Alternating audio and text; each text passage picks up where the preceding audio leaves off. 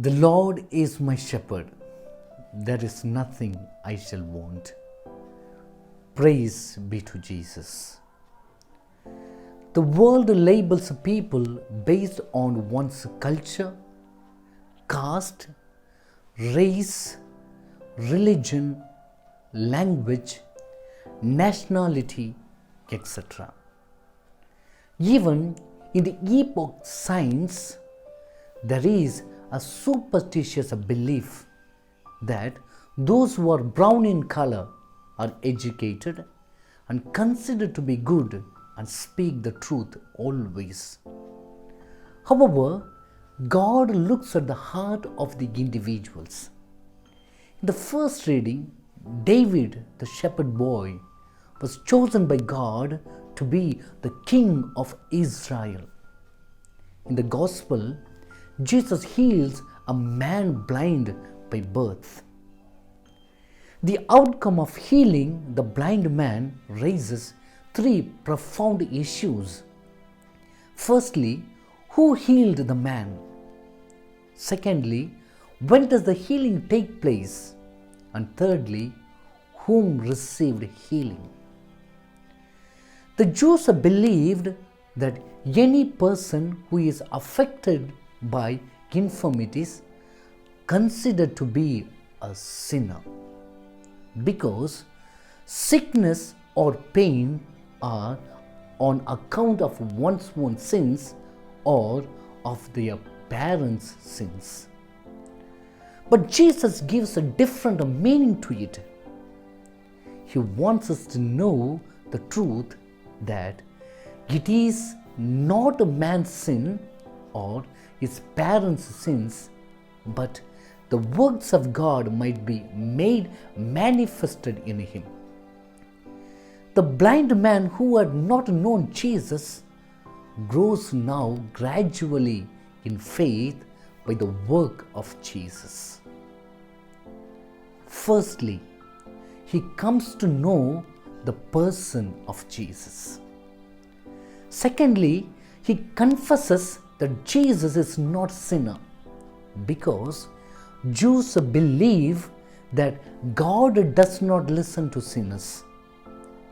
Even though the man acknowledges the belief of Jews and he has something to add on. He adds that God does not listen to sinners, yet if anyone who is worshipper of God and does the will of God, God listens to him. Finally, he proclaims boldly to the Pharisees that he is from God. Unless he is from God, he could do nothing.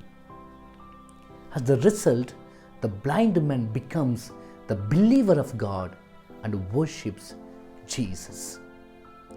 In the first reading, David was considered to be least shepherd boy, but God chose him as a king of Israel. In the same way, the blind, deaf, mute, possessed, sinners were looked down at the time of Jesus, and Jesus reached out to the least and brought them back to the society. The fact that anyone affected by any ailment had least hope to get cured and no chance of coming back to normal life is overturned by the healing of Jesus. The hopelessness is knocked over. By this, Jesus becomes hope to the hopeless blind man to live happily among the people. The people of Israel and Samuel were mourning over Saul, whom God rejected, but Yahweh gives hope to them by raising David as their king. It is often said that a forgiven sinner is always a faithful servant. This is well exhibited in the life of David and the blind man who remained faithful to God in all the difficult moments of their lives and witnessed God's bountiful love. Yes, dear friends, when we are in darkness, shrouded by the values of the world, we cannot see the hands and works of God in our lives. But when we come to the light of Christ, we can clearly see who is God to us and what He does for us. Let us step out to go and experience His light. Live Jesus.